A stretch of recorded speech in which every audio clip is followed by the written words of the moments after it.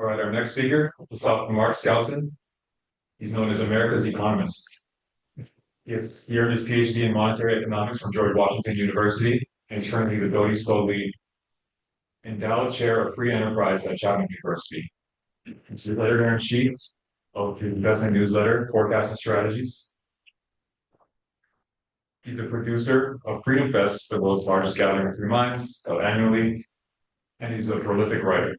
His authorship spans economic theory, history, education, investments, and personal finance.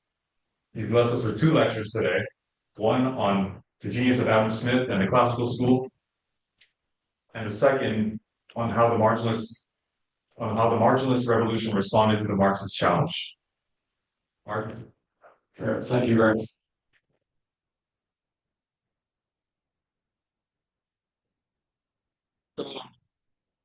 Presentation. You mentioned Rothbard's History of Thought as which I commissioned to write in 1980. I offered him a $20,000 advance. He jumped at the opportunity. My idea was that he would write an alternative text to The Worldly Philosophers by Robert Heilbroner. Robert Heilbroner was a closet socialist. His favorite economists were Marx, Keynes, and Veblen. And I said, so Murray, I'd like you to write a free market alternative in your favorite economists, whoever they may be. So I gave him carte blanche to proceed, but I said, listen, it needs to be 12 chapters, 1 volume, and a popular history of thought.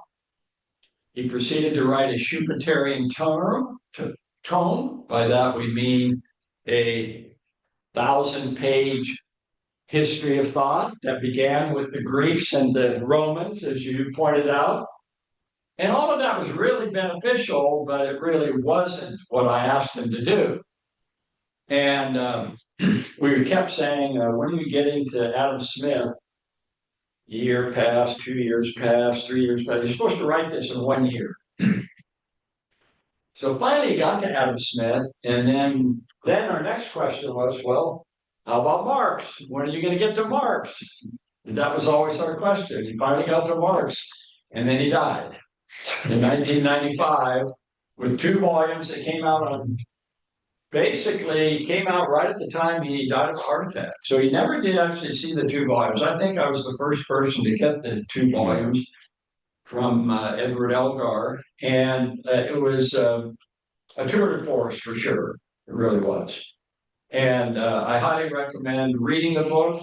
I agree with 90% of what he wrote. And if you will note from this presentation on the founder of the classical school, Adam Smith, we're 180 degrees different when it comes to Adam Smith. So you will see, should be aware of this controversy that it's among libertarians as to the stature of Adam Smith as the founder of the classical school of free market economics.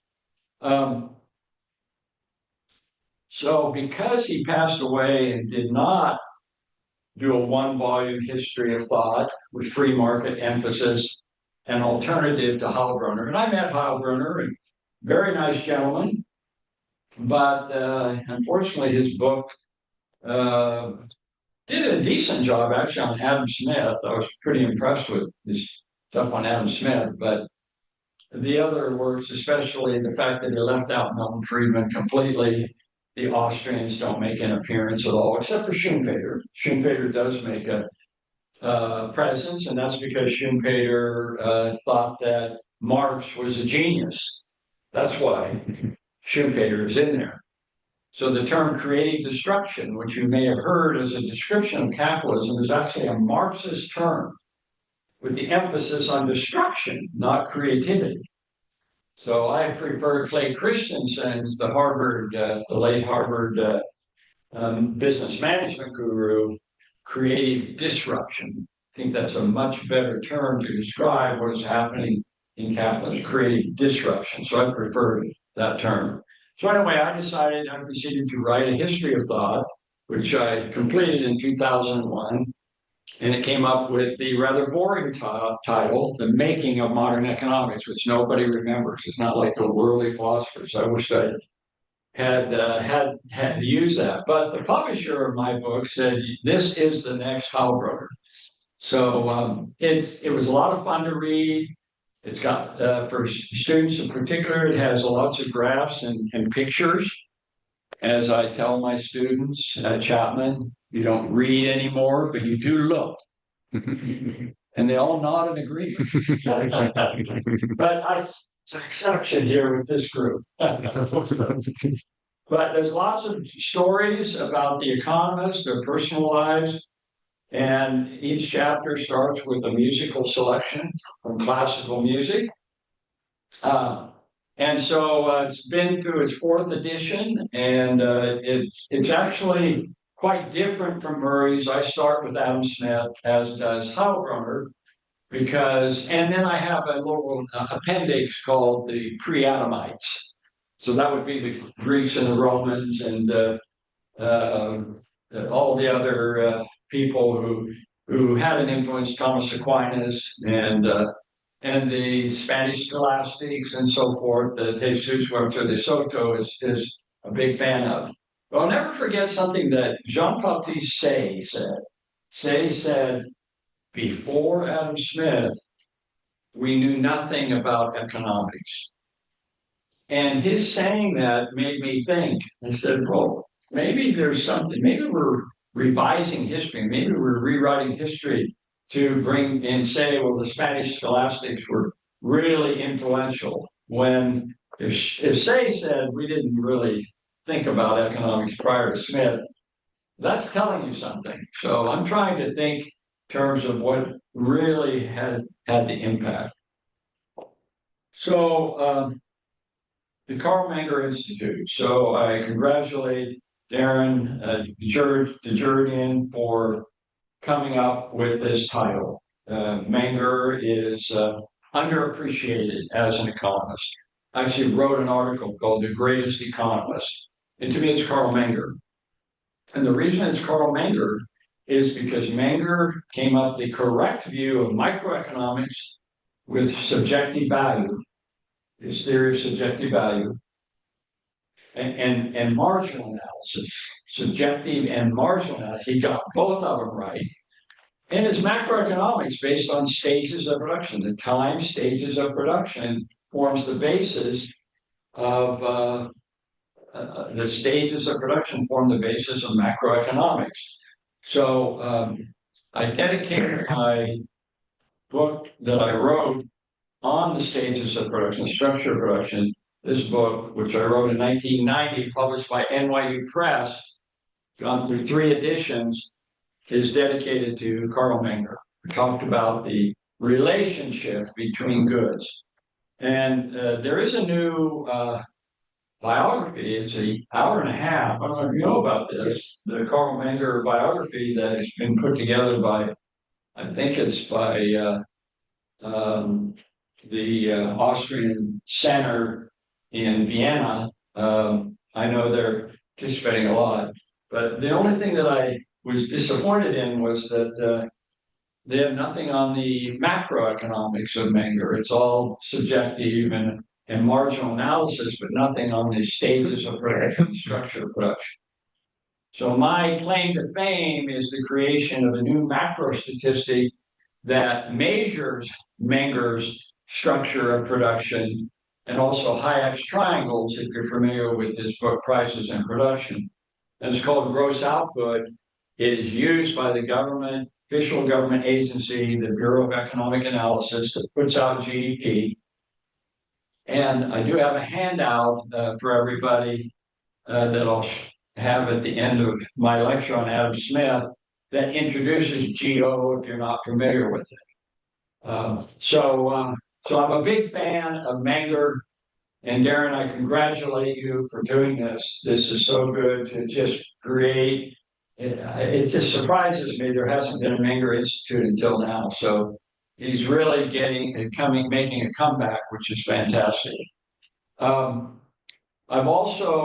just bringing you some of the books here I've written. So I also have a textbook called Economic Logic. This is in its fourth edition. You can see it's a textbook. But it's size. I do two things that are unique to economic logic. One is I start with the P&L statement.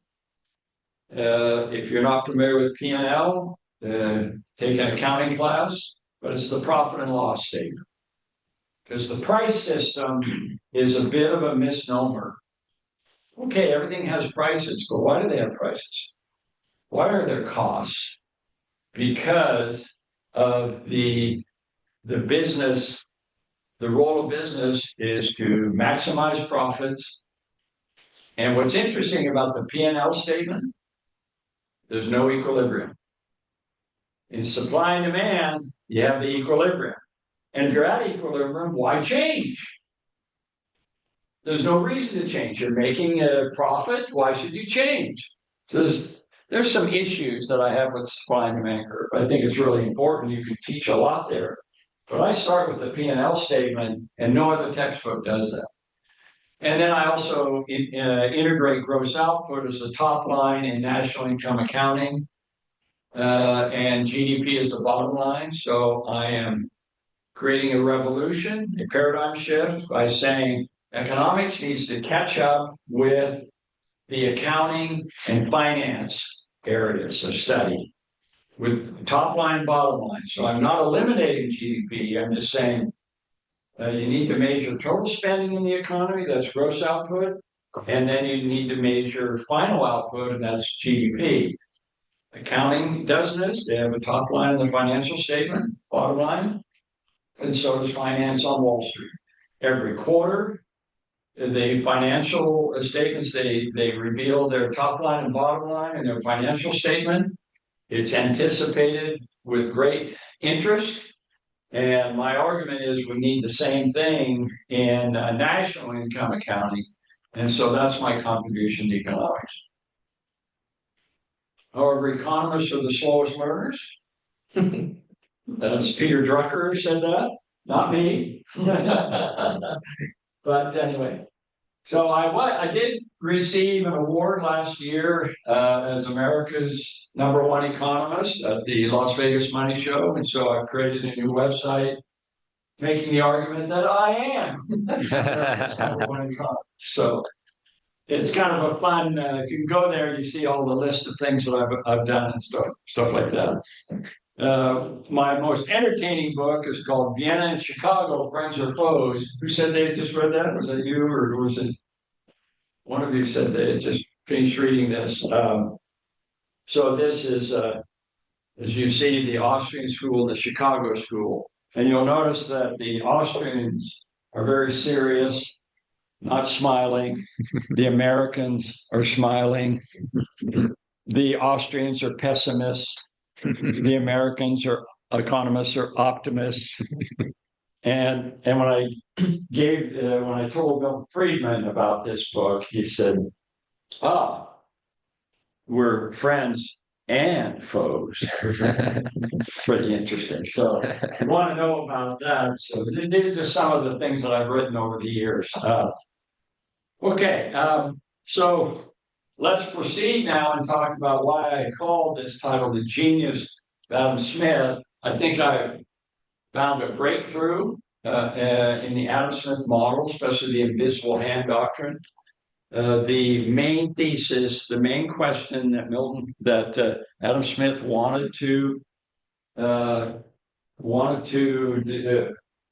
solve, the problem he wanted to solve is, how is it that private interests, the private actions of individuals, the private vices of individuals, their selfishness and their greed and their frauds and their business deceptions, which we all know about, how can they be funneled into creating public good?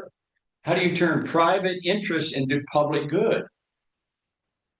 That's the invisible hand doctrine. What's the invisible hand, which is in one mentioned only once in The Wealth of Nations.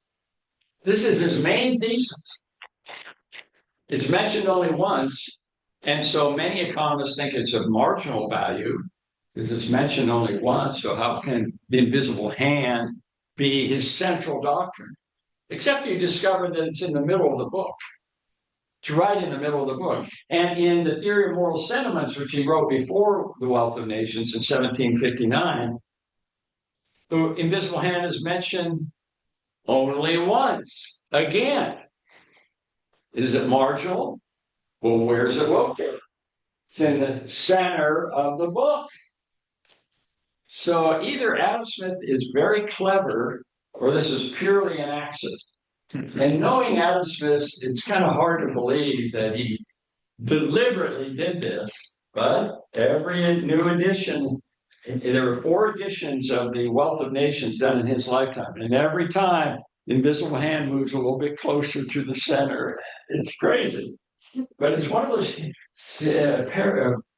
kind of puzzlers. You really wonder about what was he thinking. So when I die and see him in the next life, I'll go and visit in the pearly gates.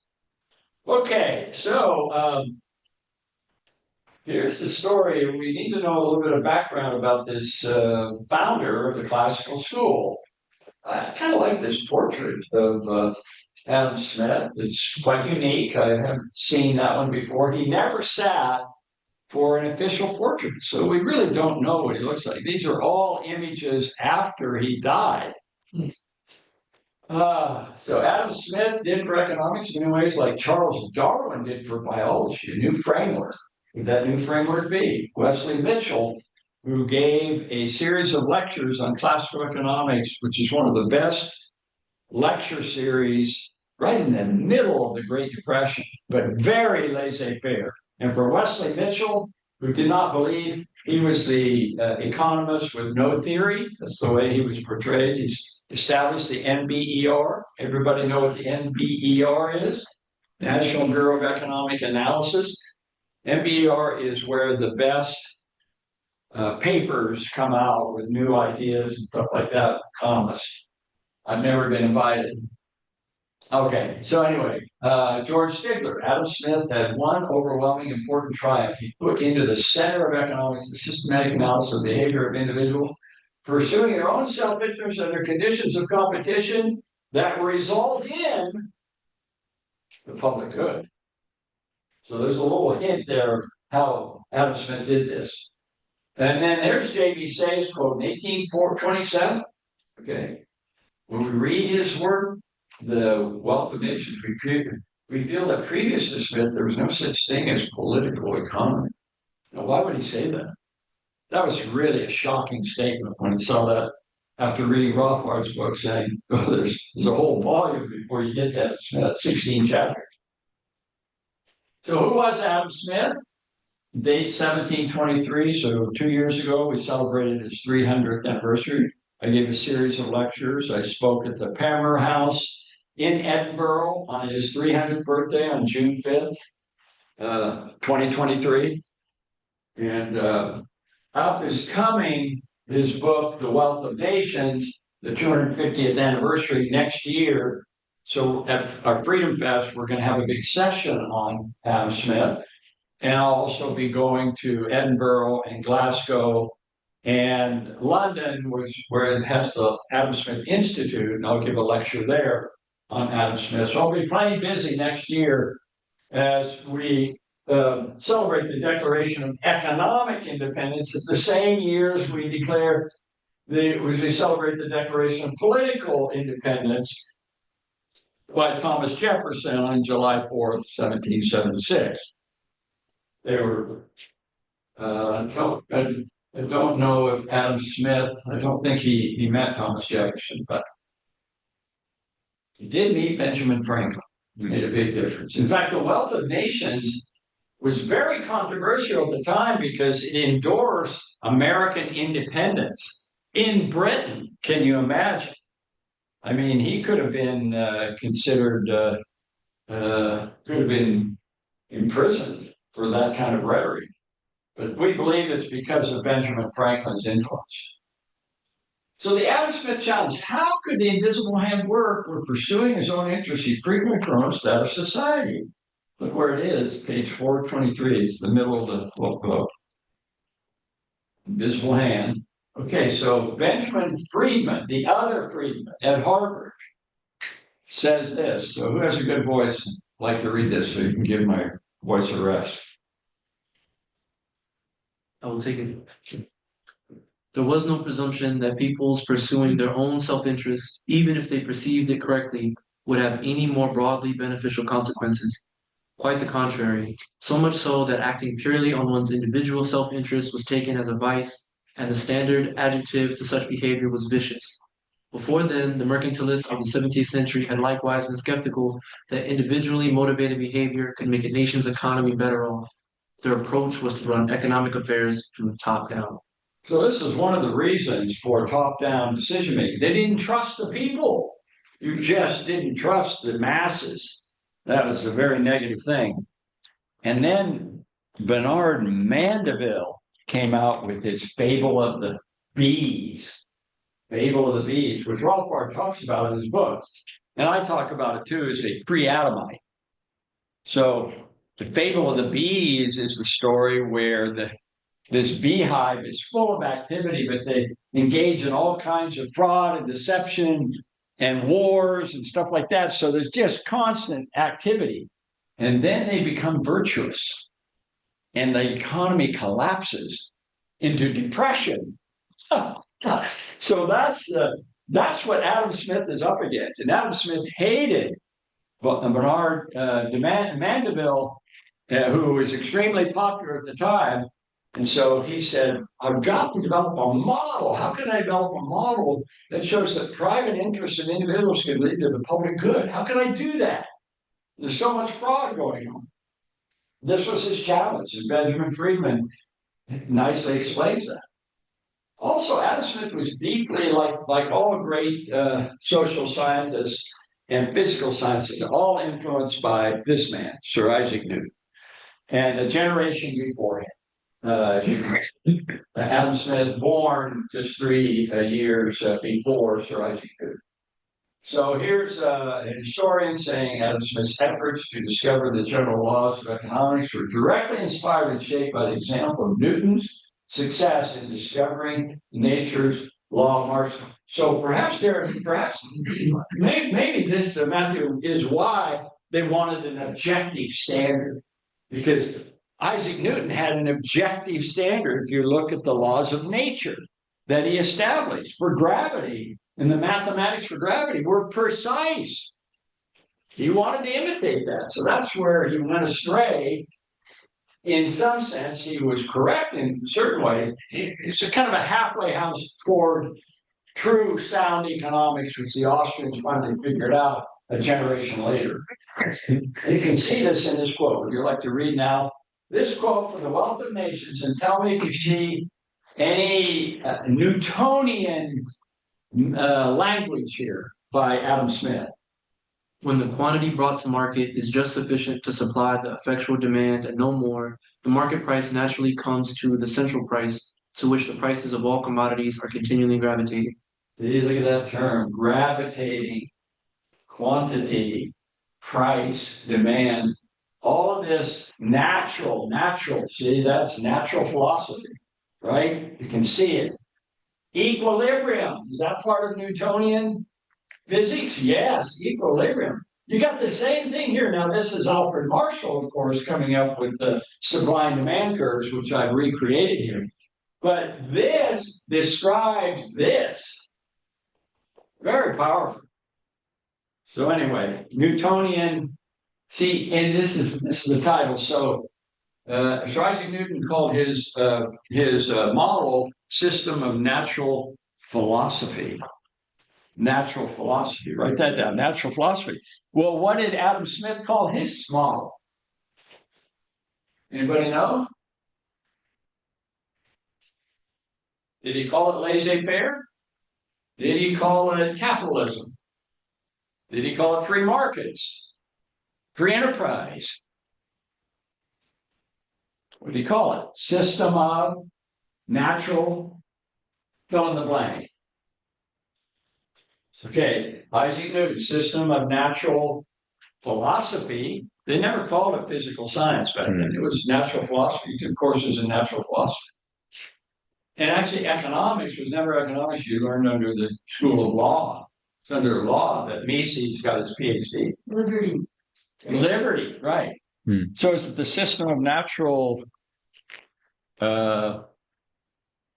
justice, system of natural justice. Is it the system of equality? No, his ideal is liberty, freedom. But that's a danger. Freedom, too much freedom is a danger, as we see by all of these critics. Okay. So here it is.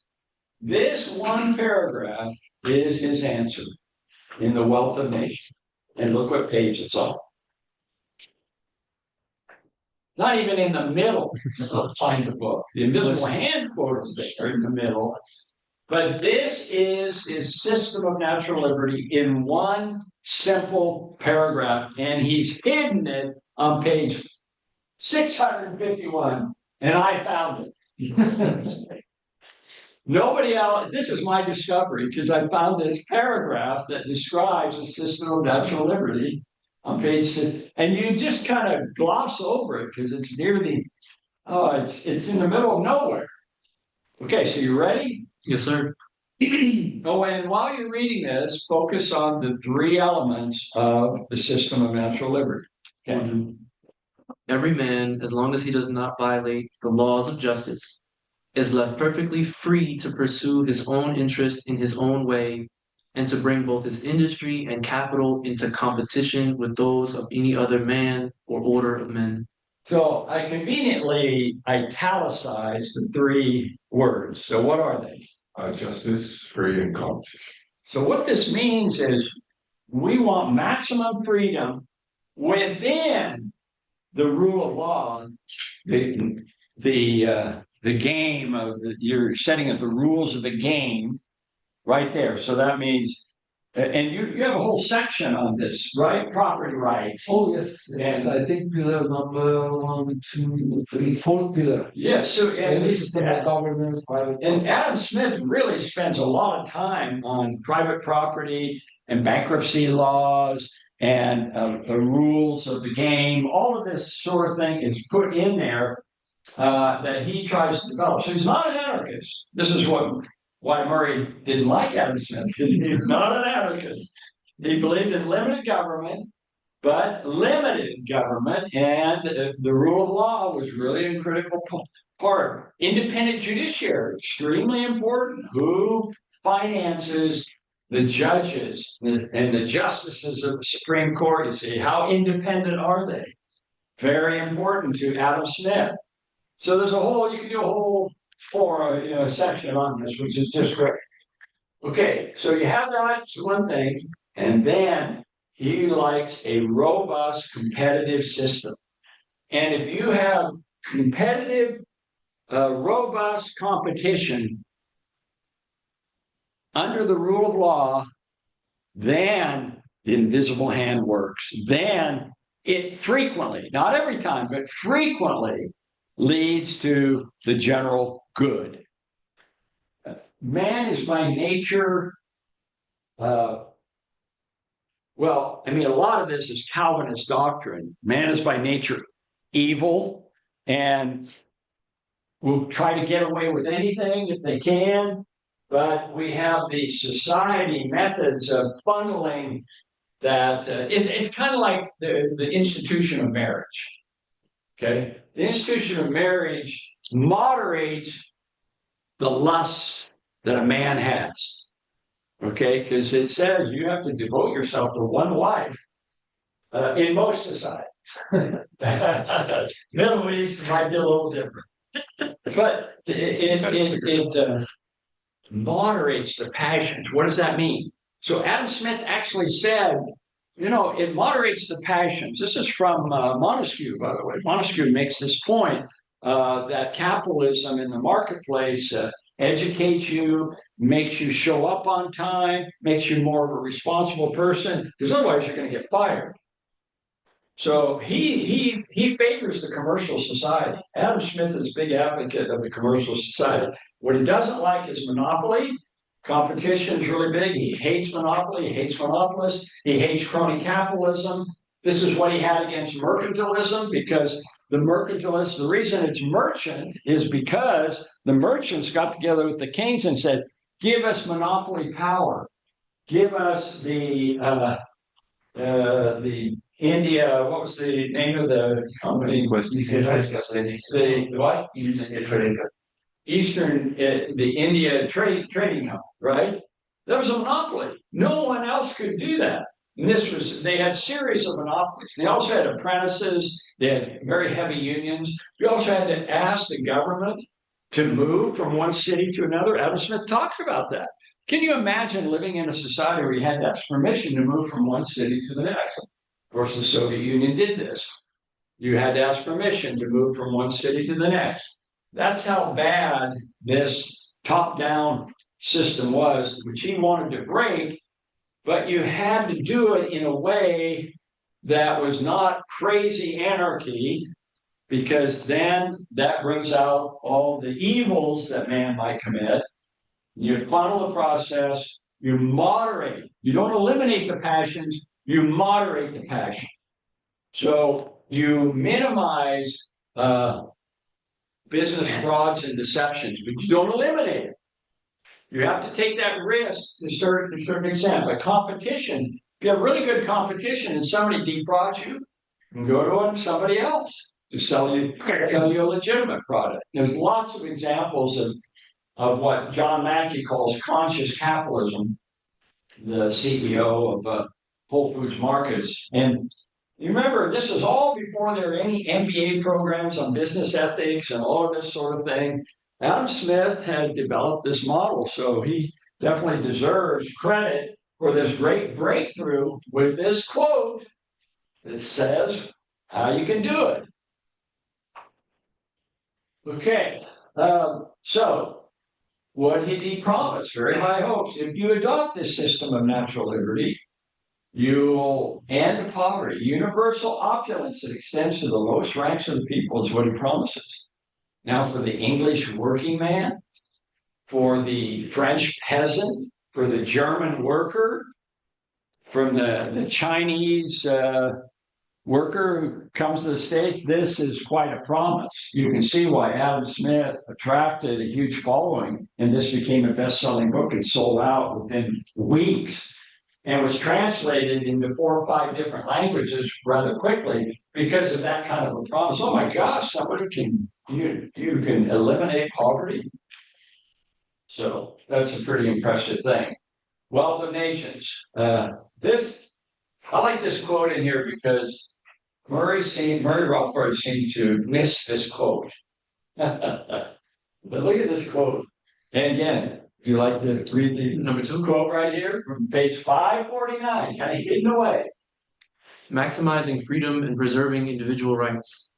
To prohibit a great people from making all that they can of every part of their own produce, or from employing their stock and industry in the way that they judge most advantageous to themselves, is a manifest violation of the most sacred rights of mankind. Boy, just think of that statement. I mean, they say Adam Smith was a utilitarian. That's human rights. That's a human rights statement. Manifest violation of the most sacred rights of mankind. If you interfere with a person's decision on who to hire, what wages you're going to charge, what suppliers you're going to use, that's an extremely libertarian statement. And my only criticism is his chapter on Adam Smith. Murray Rothbard ignored every one of the libertarian quotes that I found, and there are a whole bunch of them in The Wealth of Nations. Now, granted, he gave government a lot of authority to do different things and stuff like that, but I still give him pretty high marks overall for his philosophy. And then The Theory of Moral Sentiments, which is an extremely important book as well, because it focuses on sympathy, that we have sympathy for a fellow man. And that doesn't disappear in The Wealth of Nations. It's not just all about greed. but it is about self-interest. But in order for you to achieve your self-interest, you have to show the interest of other people. That's what the marketplace is all about. If you're going to be successful in the marketplace, you have to find out what that customer, as Rothbard or as Mises said, you have to think about the role of that customer. You cannot ignore the customer like artists sometimes do. And they say, oh, I'm just going to paint this and this. I'm famous now. I don't have to worry about the crass commercial interests of my public. I can now produce artwork that I like. I can produce music that I like. You may not like it. And what happens to those songs? What happens to that artwork? They pretty much disappear. You have to produce for what people want.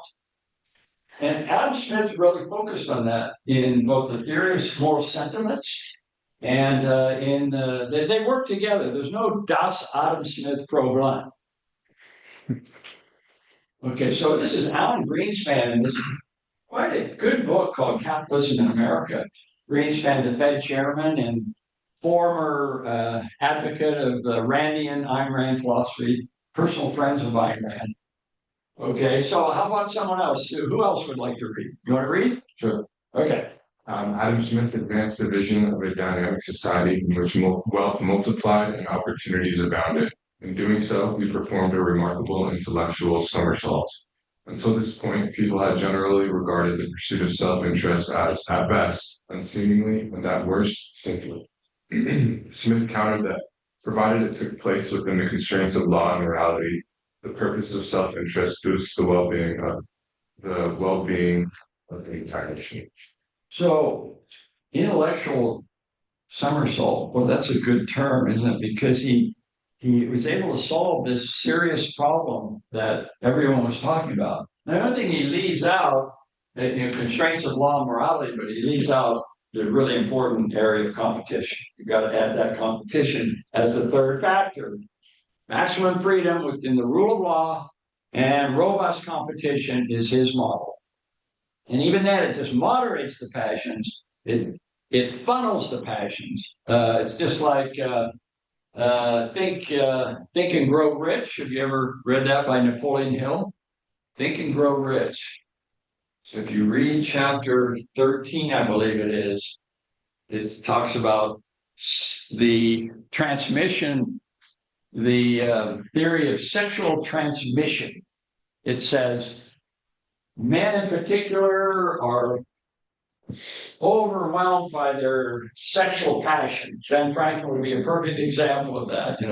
The hard to govern passions of man. He says, if you have that problem, here's how you solve it. He didn't say get married, which I think helps the problem. But he said, work harder, work 24/7. And a lot of men do that. They overwhelm themselves with work. Overdo it. Anyway, self-interest benefits the well-being of the entire nation. See, that's the invisible hand doctrine. What a powerful concept. And Alan Greenspan, Mr. Inflation himself, he actually adopted that. That's pretty good. Okay, so number one is the limited role of government, the need for justice and the rules of law. So you want to read that one? Sure. Little else is requisite to carry a state to the highest degree of opulence from the lowest barbarism, peace, easy taxes, and a tolerable administration of justice. All the rest being brought about by the natural course of things. All governments which thwart this natural course, which force things into another channel, or which endeavor to arrest the progress of society at a particular point, are unnatural, and to support themselves are obliged to be oppressive and tyrannical. Let's see, we have 5 minutes. Just getting on a roll. Because I do want to talk about Marx and stuff in the second. Yeah, we'll take a few minutes break and then we'll continue. Okay, well, let me fit as much as I can here, and then we'll take another break. That's a good idea. But you look at that, peace, easy taxes, and notice he says tolerable administration of justice. So he's not talking about a perfect society here. He's describing our society, what we want that really works. So he is a utilitarian in that respect. Now, notice he left out sound money, so he would definitely add sound money in the gold standard. peace, easy taxes, tolerable administration of justice. And we have some of that in the United States. We have peace, we have tolerable administration of justice. We don't have easy taxes, but we could. Yeah. What is Easy taxes means you pay the tax and you don't engage in tax shelters and different ways to avoid the tax. The tax is low enough that you don't really think about it. You just pay it. Russia is a good example when Russia collapsed, when the Soviet Union collapsed, Russia adopted the Western progressive tax system, and the tax rate was like 70%. And nobody paid it, especially the Russian mafia. They had all their ways of getting around it. And so they all became criminals, right, because of it. And so Russia said, well, this isn't working. We're not getting any income. Let's reduce the tax. So they have a 13% flat tax. And now everybody pays it because there's no incentive to engage in tax havens and tax shelters anymore because it's an easy tax. So that's what that means. Free to choose, number 2. There's a scholar in every man. Scotsmen are very independent. They want to act on their own. A lot to be said for that. Every individual can, in their own situation, judge much better than any statesman or lawgiver can do for him. So that's decentralized decision making. It's part of his system. And Wesley Mitchell describes the Scotsman. So, you got another reader? Okay. A Scotsman is a person who is intent primarily on pushing his own fortunes, and who possesses a high degree of shrewdness in deciding what he can do best. The emphasis is on the fact that every man knows his own circumstances vastly better, in Adam Smith's language, in his local situation. He is a better judge as best to employ his capital than anyone in the distant capital of the country can. Now, when I read this, it reminded me of an Austrian economist who wrote a famous essay. It's one of the most popular essays in the American Economic Review, any economics article ever written, The Use of Knowledge in Society. So who wrote that? The Use of Knowledge, Hayek. So Hayek talks about the local situation, how the local person knows really what's going on. And only every CEO who's worth his salt has lunch with his regular employees and finds out what's going on. Charles Koch being an example. And he learned that from reading Hayek. The robust competitive marketplace. Now, this is from Robert Heilbronner, the worldly philosophers. Can you read that? Yes, sure. Self-interest drives men into action, but a man who permits his self-interest to run away with him will find that competitors have slipped in, will find himself without buyers in the one case, without employees in the other. Thus, very much as in the theory of moral sentiments, the selfish motives of men are transmuted by interaction to yield the most unexpected of results, social harmony. The market is that it is its own guardian. Its output or prices or sometimes of remuneration stray away from their socially ordained levels, forces are set into motion to bring them back into the fold. It is a curious paradox, which thus, since the market, which is the acme of individual economic freedom, is the strictest taskmaster of all. Isn't that a great quote from Robert Heilbronner to describe? Here's a socialist describing the beauty of the marketplace, how it constrains the competitive system, constrains the system, invisible hand doctrine really works. And so it is a paradox. And I teach a class at Chapman called the Puzzles and Paradoxes in Economics and Finance, and that's one of them. You had a question? Yeah, just the first line. What is meant by permitting self-interest or runaway?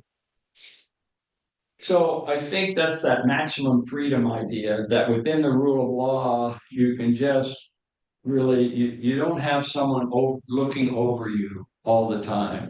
I mean, if I was overlooking you and seeing what you were doing all the time, you'd be bothered by that, right? So it means you have the rules out there, but there's a little bit of laxness in the Adam Smith model. You don't, and so as a result, frauds and business deceptions do occur, but it's minimized. You moderate the passions. You don't eliminate it. I think that's what it means. And finally, This is from, well, this is the one I talked about before about civilized and marriage civilizes lust. I'm gonna move on to this one, how monopoly hurts the market. So let's just read this last one, and I think we're pretty much fixed. So you want to read this one more? Yeah, sure. The government was wickedly engaged in a series of ingenious regulations concerning the terms on which goods might be imported from abroad or exported. A very elaborate and detailed tariff policy. The government should definitely encourage certain lines of manufacture by direct grants of bounties or monopoly privileges. The government should determine the conditions for every trade. It should adopt sufficient apprenticeship rules. The government should lay down the terms of admission to any occupation. The government should regulate or supervise the wages that were named. And so for almost the whole of economic life, the government should have a detailed economic policy which requires active intervention in the affairs of the community in 1,001 ways, all with the great purpose of achieving exactly the aim Adam Smith wanted to achieve, the most rapid possible increase in the country's wealth. So Adam Smith argued that what he was trying to do was he was actually writing a handbook for government officials. He said his ultimate purpose, if you get to the end of the book, it's all about government policy. And he goes into quite a bit of detail on what should be government policy and what shouldn't be. So he's writing to the elite. And his answer is, you're doing way too much. And if you just free the people within the bounds that we have set, including eliminating monopoly power and adopting free trade, so you expand the market. The market needs to be expanded beyond just British citizens. And let the French and the Germans and the Americans, without any inhibitions, if you do all of that, you're going to have universal opulence. I mean, he's promising this stuff, and you can see why the leaders of the British Commonwealth, they met one time. I'm trying to think of the prime minister at the time, but he met with Adam Smith, and Adam Smith came in late. Everyone else was there at the dinner, and Adam Smith shows up, and they all stand. And Adam says, "No, gentlemen, sit down." And said, "We will not sit down until you, our mentor, sits down." Pretty impressive. So for the 300th anniversary of Adam Smith's birth, I gave a paper several times in 2023, and it's the cover story of Skeptic magazine. It's called "The Economics of Life Made Simple." And I want to give each one of you a copy because this, we can pass this around. I think I've got enough for everybody. To give you an idea of how this has been received and why I printed it, you can go online at Skeptic Magazine and get a copy. But in it, I describe, I think I've got a few more for anybody who needs them. But we can get one over here. I said if we could get one over here. Yeah, we'll get another one at the break. So I had an accountant professor at Chapman come up to me and he says, "You know, Mark, I've always tried to understand economics. I never could understand it. So I read Economics for Dummies." And he said, "I read it all the way through and I still couldn't understand economics until I read your pamphlet." So I've gotten some really positive response from that. So I thought I would give each one of you a copy of that.